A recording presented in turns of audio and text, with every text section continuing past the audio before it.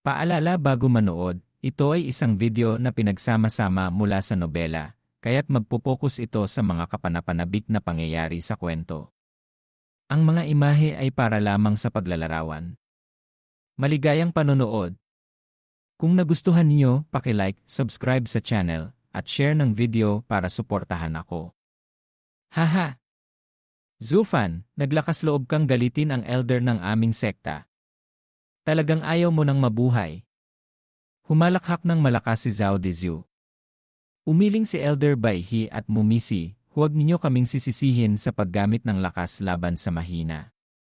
Ang batang ito ang unang nanghamon. Tama. Siguro pakiramdam niya ay isang karangalan at kabayanihan ang mamatay sa kamay niyo, tumawa ang isa pang elder, umiling at nagsabi ng may pamamaliit, laging may mga ganitong tao sa mundo, kahit sa kamatayan ay may mataas na hinihiling. Haha! Tumango-tango ang lahat. Ang daan-daang nasa Void Transformation Realm ay nagsigawan at nagwagayway ng mga bandila, tuwang-tuwa na masaksihan ang pag-atake ng mga elder. Isang nakakatakot na presyon, kasama ang walang katapusang malakas na hangin, ang dumagan kay Zufan, na halos hindi na siya makahinga. Ang kanyang katawan ay walang tigil na nanginginig, ngunit buong tapang pa rin siyang nanindigan. Pagkatapos, dahan-dahan niyang ibinalik ang Great Strength Crimson Dragon King sa kanyang katawan. Nang makita ito, tumawa ng malakas si Elder Yin Chui, iniisip na natakot na si Zufan. Ha! Ibinabalik mo na ang iyong Divine Soul. Akala mo ba'y makakaligtas ka sa kamatayan sa pamamagitan ng pagsuko? Sa isang suntok ko lang, hindi lang ang katawan mo ang madudurog, pati ang iyong Divine Soul ay pupuksain. Mamatay ka na. Haha! Nagkakamali ka, sagot ni Zufan. Ibinabalik ko ang Divine Soul hindi dahil natatakot akong masira ito, kundi para paliitin ang sakop ng aking depensa. Lalong nang asar si Elder Yin Chui, sakop ng depensa. Haha! Sa tingin mo ba may matitira pa sa'yo pagkatapos ng suntok kong ito? Kahit may 9th grade spirit armor ka pa, hinding-hindi mo ito mapipigilan.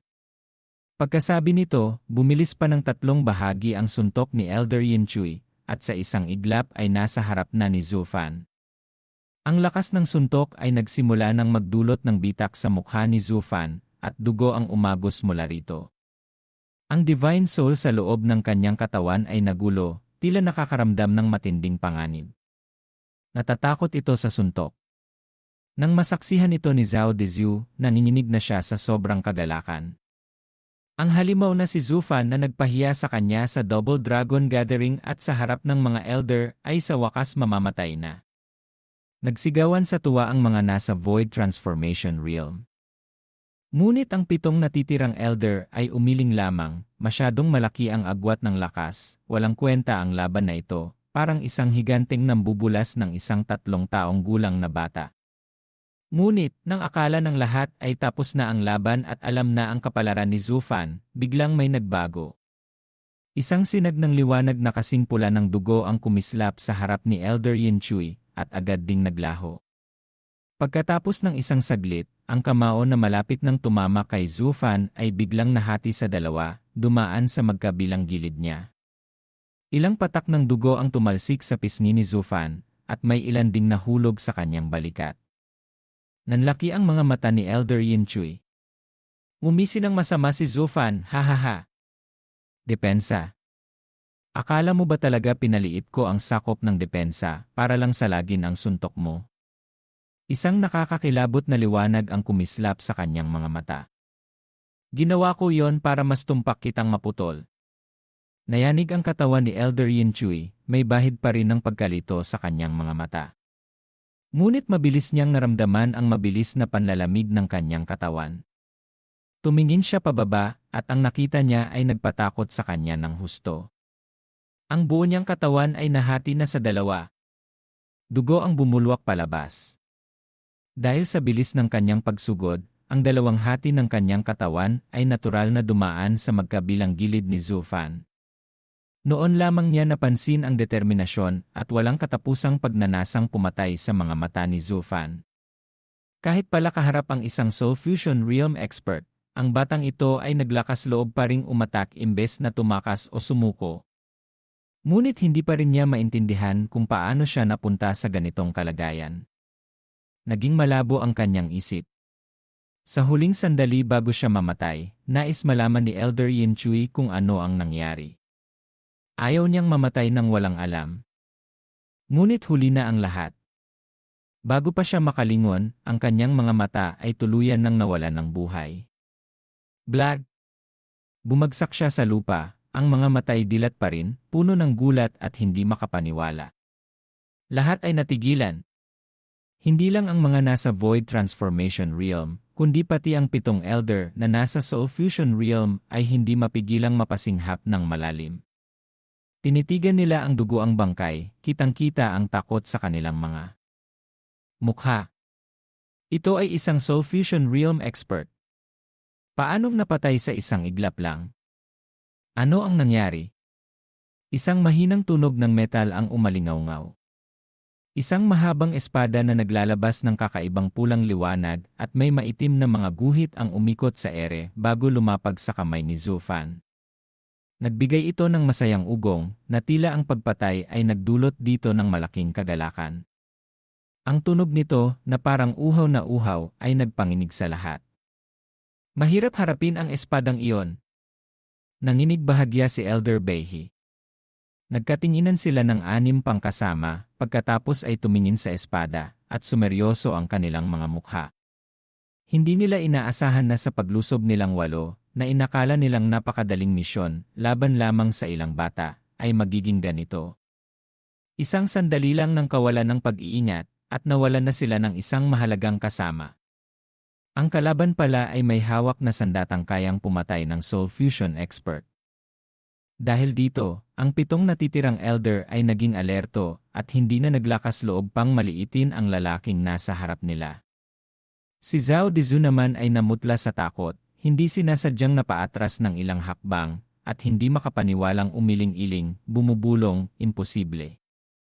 Paano nangyari yon? Paano mo napatay ang isang Soul Fusion Realm Elder? Ile!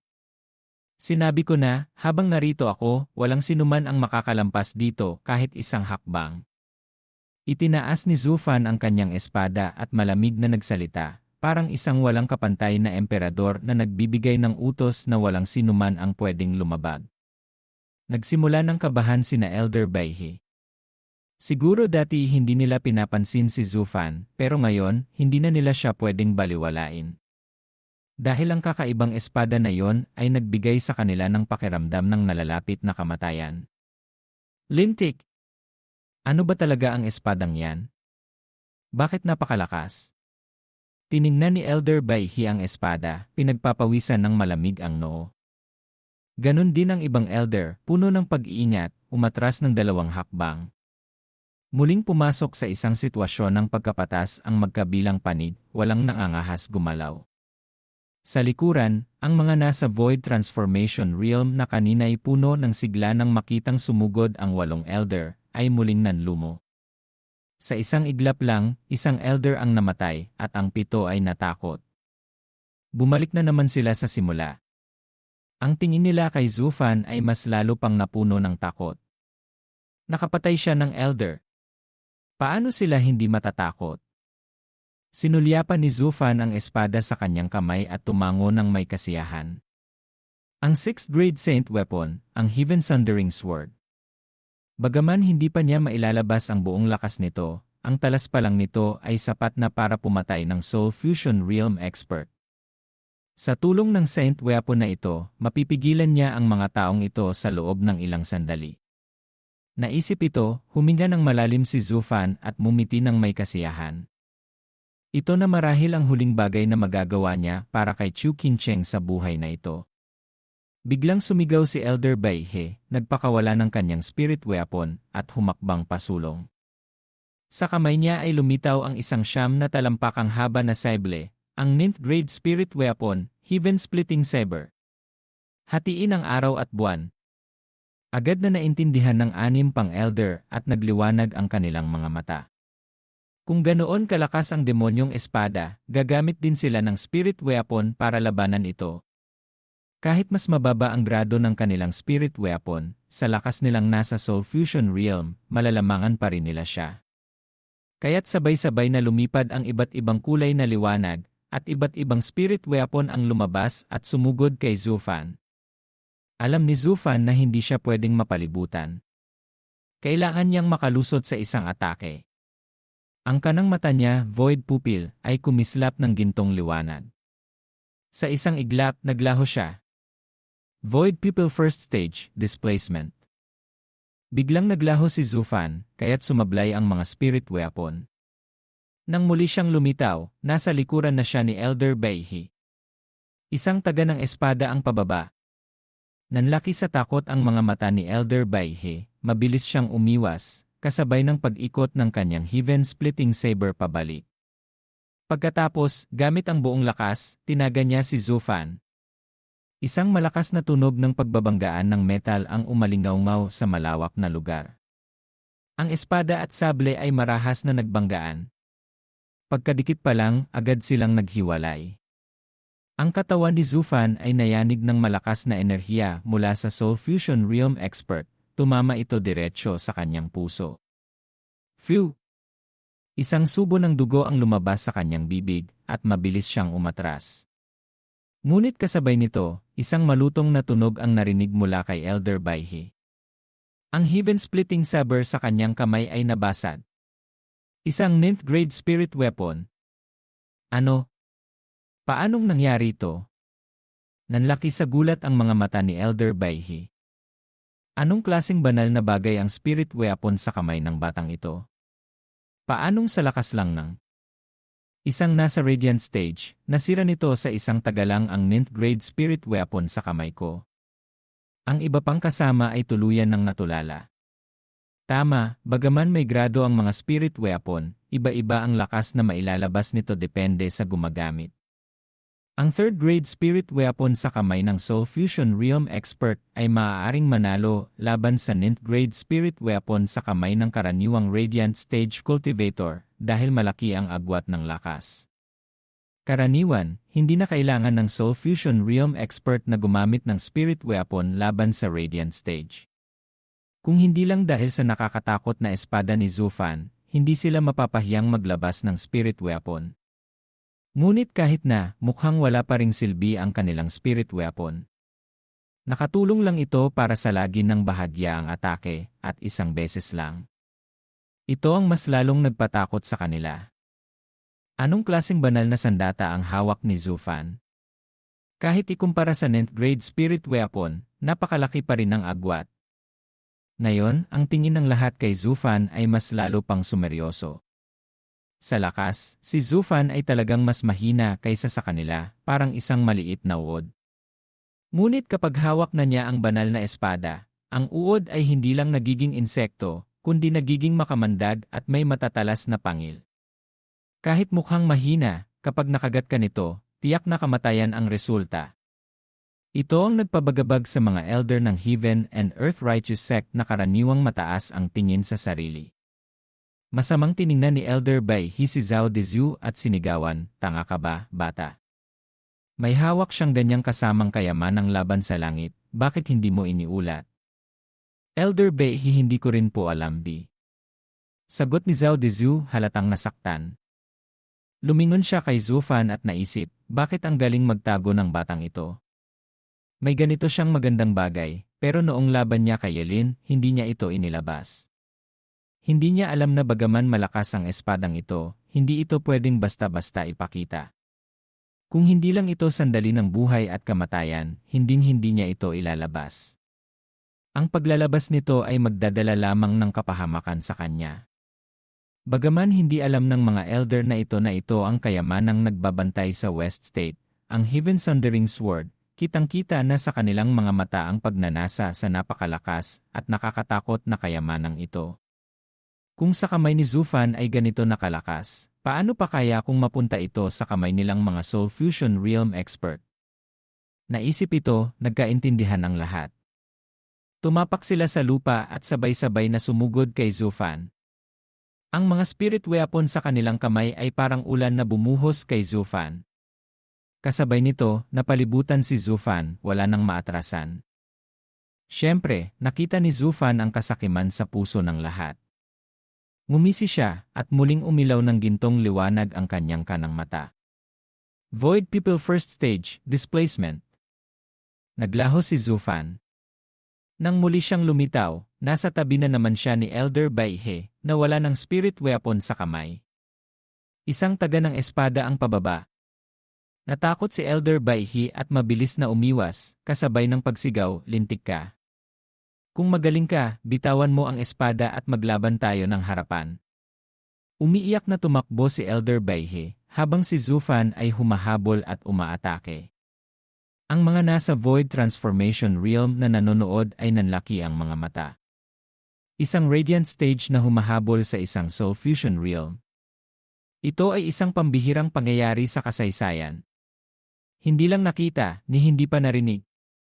Ngunit ngayon, nangyayari ito rito. Sa sandaling ito, ang puso ni Elder Baihe ay parang gumuho, sobrang pait, ngunit wala siyang magawa. Ang Soul Fusion Realm ay nagbibigay ng malaking lakas, ngunit laban sa banal na espadang ito, wala siyang magawa. Dahil kapag natamaan siya nito, kahit isang beses lang, ang kahihinatnan ay tiyak na tulad ng naunang Elder. Ngunit sa harap ng lahat, hinahabol siya sa likuran ng isang bata na napakapahiya. Ngunit hindi siya pwedeng hindi mapahiya. Kung hindi mapahiya, buhay niya ang kapalit. Kaya't wala siyang choice kundi ang tumakbo ng tumakbo, kulang na lang sumigaw ng tulong. Isang elder na may hawak na mahabang sibat ang mabilis na sumugod, kasabay ng pagsigaw, Elder Baihe, huwag matakot. Tutulungan kita. Kasabay nito, ang buo niyang katawan ay nagliwanag ng pulang liwanag, nagsanib ang kaluluwa at katawan, soul-body fusion, at nagpakawala ng nakakabinging sipol ng hangin. Isang suntok ang pinakawalan niya kay Zufan. Ito ay isang pincer attack. Kung babaliwalain ni Zufan ang sibat, mahihirapan siyang salagin ang suntok. Naisip ni Zufan, kailangan ko na namang gumamit ng displacement. Ngunit nang tumingin siya sa paligid, nakita niyang ang ibang elder ay nakabantay sa lahat ng direksyon. Kahit saan pa siya lumipat, may makakaharap pa rin siyang isa. Kaya't ang ataking ito, kailangan niyang salubungin. Iwinasiwas ni Zufan ang espada patungo sa sibat, kasabay ng paglabas ng pulang liwanag mula sa kanyang kilin arm, at marahas na sumuntok patungo sa elder. Hindi natakot ang elder, bagkus ay natuwa pa. Dahil sa purong cultivation power, hindi kalaban ni Zufan ang lakas niya. Ngumisi ng masama si Zufan. Biglang umilaw ng gintong liwanag ang kanyang dalawang mata. Natigilan ang kalaban dahil nakita rin niya ang walang bahid ng takot na mga mata ni Zufan, ngunit hindi niya naintindihan kung ano ang nangyayari. Kaya't nagpatuloy lang siya sa pag-atake. Pagkatapos ng isang iglap-plak, nagpalit ng pwesto si Zufan at ang Heaven Sundering Sword.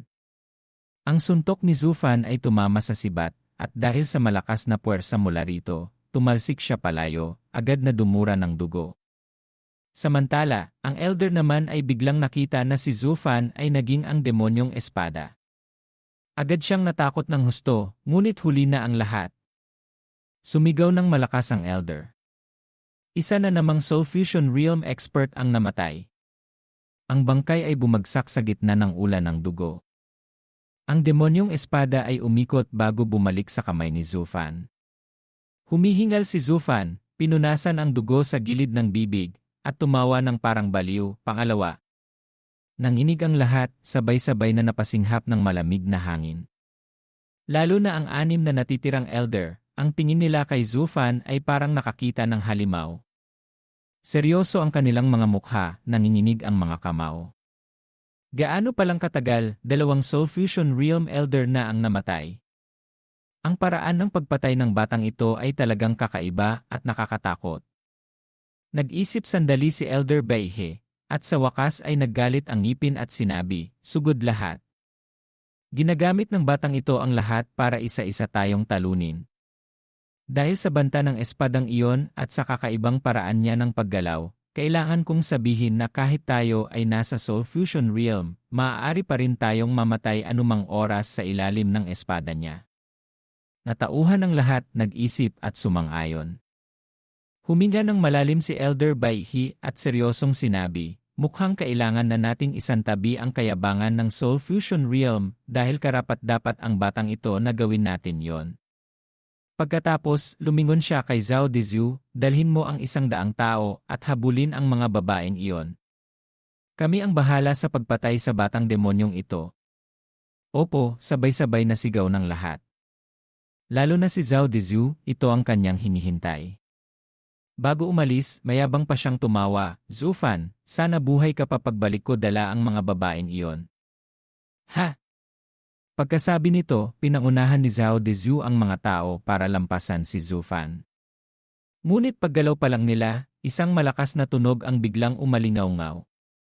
Isang malaking pulang buntot ng dragon ang humarang sa harap nila. Malamig na sinabi ni Zufan, sinabi ko na huwag kayong. Ngunit bago pa siya matapos, isa pang malakas na tunog ang narinig. Natigil si Zufan, nanginig ang katawan at dumura ng isang subo ng matingkad na pulang dugo. Dahan-dahan siyang lumingon. Hindi niya alam kung kailan, ngunit sa harap ng higanteng dragon ay lumitaw ang isang Soul Fusion Realm Elder na kasalukuyang sinusuntok ang katawan ng dragon. Ang matigas na kaliskis ng Great Strength Crimson Dragon King ay nabibitak at hindi nito mapigilang umungol sa sakit. Ha ha ha! Sa wakas, inilabas mo ulit ang Dragon Soul. Ngumisi ng masama si Elder Baihi. Para madali mong malabanan si Elder Yinchui, ibinalik mo ang iyong Divine Soul para mas madali kang makagalaw at hindi ito maging kahinaan mo. Nakakalungkot, para pigilan sila, napilitan kang ilabas ulit ang Divine Soul mo, inilantad ang iyong kahinaan sa amin.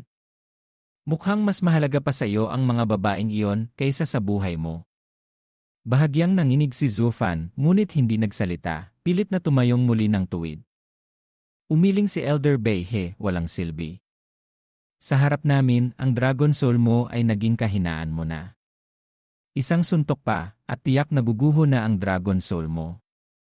Bagaman napakalakas ng espada mo, wala itong malawak na sakop ng depensa. Tumawa ng malakas si Zhao Dezu, sumisigaw na parang baliw, haha. Tama. Ikaw mismo ang naghahanap ng kamatayan sa pagharang sa amin. Hahayaan mo ba kaming dumaan ng maayos para kunin ang mga babaeng iyon? Ikaw ang pumili. Pero payo ko lang, mas mabuting padaanin mo na lang kami. Kung ibabalik mo ang Divine Soul mo, maaari ka pang tumagal ng kaunti. Pero kung hindi, isang suntok pa lang, tiyak na mamamatay ka. Pero teka, kung ibabalik mo ang Divine Soul mo, hindi ba't ibibigay mo na rin sa amin ang mga babaeng iyon? Ha ha ha! Ano ang pipiliin mo? Namumula ang mga mata ni Zhao Dezu, tuwang-tuwa na makita si Zufan sa mahirap na sitwasyon. Ngunit si Zufan ay napakakalmado pa rin, sinabi ko na walang sinuman ang makakalampas dito. Kung gayon, mamatay ka na, sigaw ni Zhao Dezu, pagkatapos ay sumigaw, Elder, pakisugod na po. Tumawa ng malakas ang elder na yon, kitang-kita ang pagkauhaw sa dugo sa kanyang mga mata. Itinaas niya ang kamao na may lakas. Na parang mula sa langit at marahas na sinuntok pababa sa likod ng higanteng dragon. Kung tatama ang suntok na ito, tiyak na madudurog ang dragon. Pagkatapos ng isang saglit, sa paligid ng higanteng dragon ay umikot ang itim na enerhiya, mabilis itong naging isang dragon na kasing itim ng tinta. Ang umiikot na itim na daloy ng hangin ay mahigpit na pumulupot sa elder na iyon. Ano ito? Nagbago ng anyo ang Divine Soul. Natakot ang elder dahil nahihigop siya at mahigpit na nakadikit sa katawan ng dragon, hindi makatayo. Sumigaw sa takot si Zhao Dezu, ito ay nagbagong anyo ng Dragon Soul. Ang Heaven-Swallowing Demonic Dragon King. Tama. Ito nga ang Heaven-Swallowing Demonic Dragon King. Ngumisi ng masama si Zufan. Ang itim na enerhiya sa katawan ng Heaven-Swallowing Demonic Dragon King ay kayang gawing sarili nito ang anumang bagay mula sa labas. Kahit na isang suntok mula sa Soul Fusion Realm Expert, kalahati ng lakas nito ay mawawala. Gusto mong patayin ako sa isang suntok? Ile! Hindi ganoon kadali. Muli, kumislap ng malamig na pagnanasang pumatay ang kanyang mga mata. Binitawan ni Zufan ang hawak sa espada. Ang kanang mata niya ay umilaw ng gintong liwanag. Muling naglaho ang demonyong espada. Nang muli itong lumitaw, nasa harap na ito ng elder na iyon. Natakot ng husto ang elder, gustong tumakbo, ngunit hindi niya alam kung bakit ang kamao niya ay nakadikit pa rin sa heaven-swallowing demonic Dragon King, hindi makawala. Sa huli, sa gitna ng isang kaawa-awang sigaw, ang demonyong espada ay unti-unting lumaki sa paningin ng elder. Pagkatapos, walang awa itong tumagos, hinati siya sa dalawa. Dugo ang tumalsik sa paligid na parang ulan. Ang kakaibang demonyong espada ay muling umikot bago bumalik sa kamay ni Zufan, puno pa rin ng dugo sa ibabaw nito. At nahigop ka pa ng aking heaven-swallowing demonic Dragon King, hindi madaling makatakas. Haha! Ang nakakatakot na tawa ni Zufan ay umalingaw sa pandinig ng lahat, nagpanginig sa kanila sa takot. Ngayon, ang tingin ng 5 natitirang elder kay Zufan ay hindi na lang seryoso, kundi may halong takot na. Pangatlo. Ito na ang pangatlo. Kung hindi nila ito nakita mismo, walang sinuman sa kanila ang maniniwala na ang kagalang-galang na Soul Fusion Realm expert ay sunod-sunod na namatay sa kamay ng isang batang wala pa sa Void Transformation Realm. Dahil sa napakakaiba at mapanganib na espada sa kamay niya. Kahit ang Soul Fusion Realm expert ay hindi kalaban nito. Maliban sa espadang iyon, ano pa ba ang mayroon ng batang ito? Wala na siyang ibang paraan para magdulot ng banta sa kanila. Ngunit kahit na, malinaw pa rin sa kanila ang panganib ng espadang ito. Kailangan nilang maging doble ingat para iwasan ito. Ngunit mayroon pa ring namatay sa kamay ng batang ito.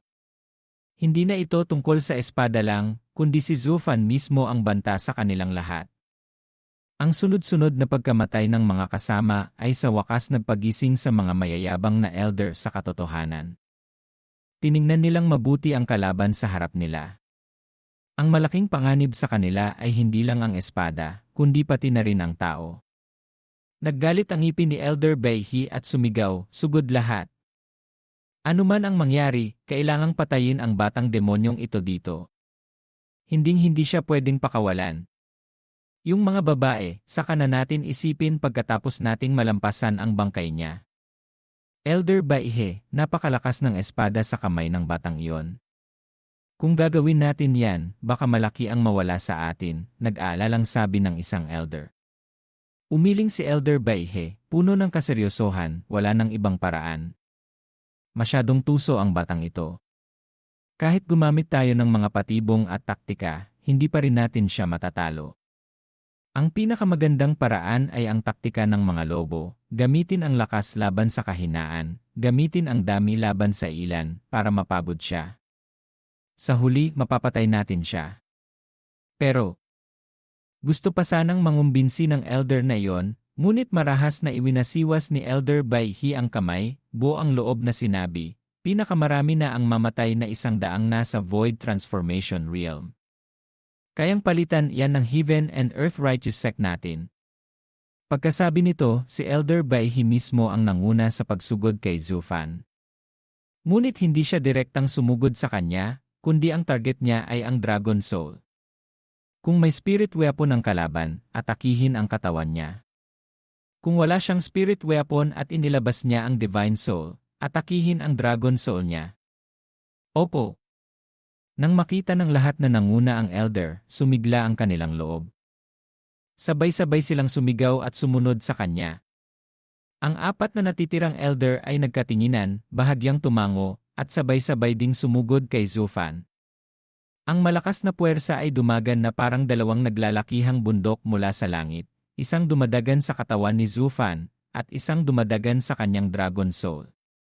Kahit alin sa dalawa ang tumama, pakiramdam niya ay magkakahiwalay ang kanyang ulo at katawan. Ngunit hindi siya pwedeng umiwas dahil hindi na siya pwedeng umatras. Nasa likuran niya si Chu Qingcheng.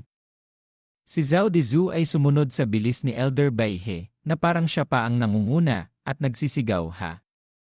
Zufan! Gusto mong mag-isang harangan ang daan para sa mga babaeng iyon?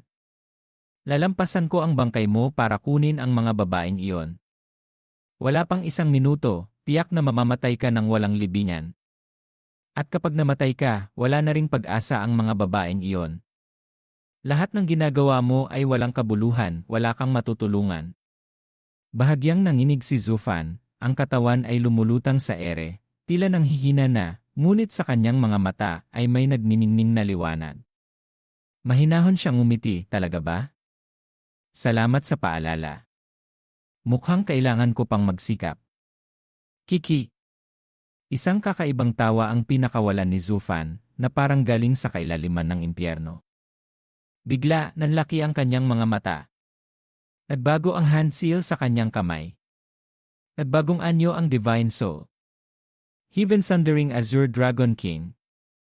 Agad na nawala ang Demonic Dragon King, at ang buong katawan ay napalibutan ng berdeng apoy. Natigilan si Elder Baihi, ngunit bago pa siya makapag-react, ibinuka na ng Azure Dragon King ang bibig nito, at bumuga ng nagniningas na berdeng apoy, chaotic Azure Flame, tinupok ang daan-daang Divine Soul sa paligid. Sa isang iglap lang, walang tigil na sigawan ang narinig. Ang mga Divine Soul na nagpupumilit lumapit ay nahulog sa dagat ng berdeng apoy. Ang kanilang mga katawan ay umurong, puno ng matinding sakit. May mga nakayang mabilis na umatras, ngunit may mga hindi nakaabot at agad na naging abo sa dagat ng apoy, tuluyang nawala ang kaluluwa. Sa isang iglap lang, ilang dosenang nasa Void Transformation Realm na naman ang namatay. Lahat ay mas lalo pang natakot. Lalo na si Zhao Dezu. Paano niya maiisip na noong laban kay Yelin, ang Azure Dragon King na tila walang nagawa ay ganito pala kalakas? Isang buga lang ng hininga ay nakapatay na ng ilang dosena at nakapinsala ng mahigit 100 Divine Soul.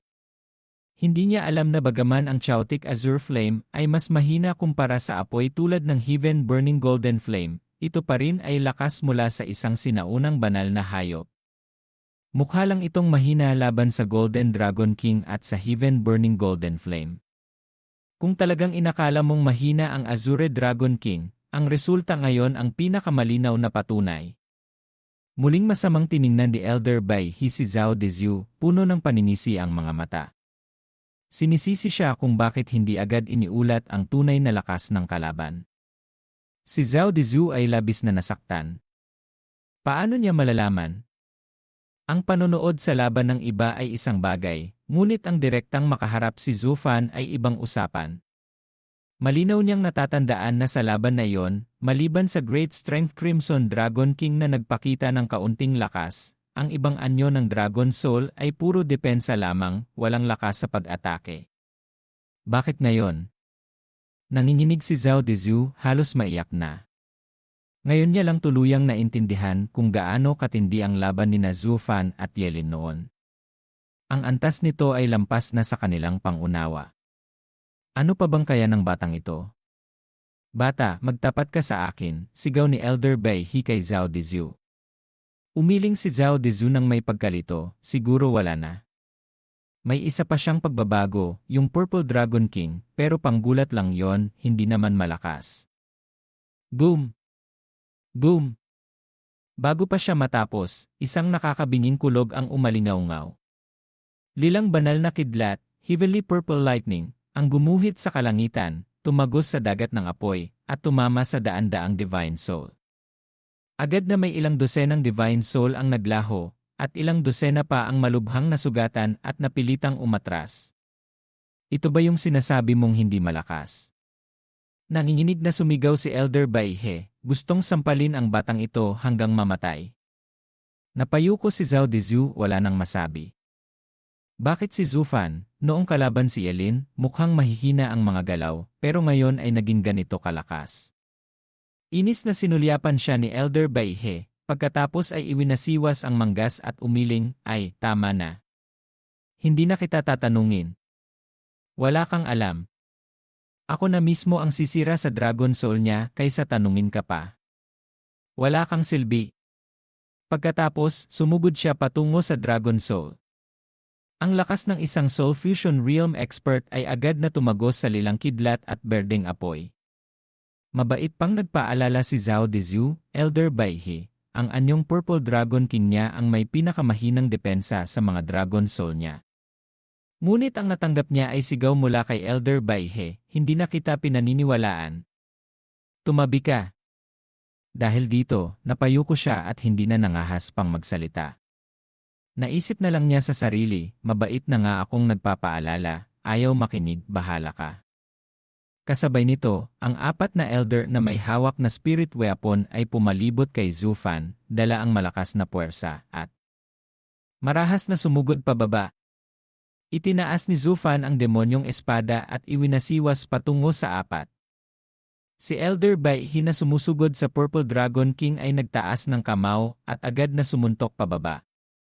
Pagkatapos, tumingin siya sa direksyon ni Zhu Fan. Ang mga abilidad ni Zhu Fan ay nakita na nila at naramdaman. Ang instant movement, displacement, ay talagang laban sa langit. Sa sandaling ito, kaharap ang sabay-sabay na atake ng apat na malalakas na kalaban, na natili pa rin siyang matatag.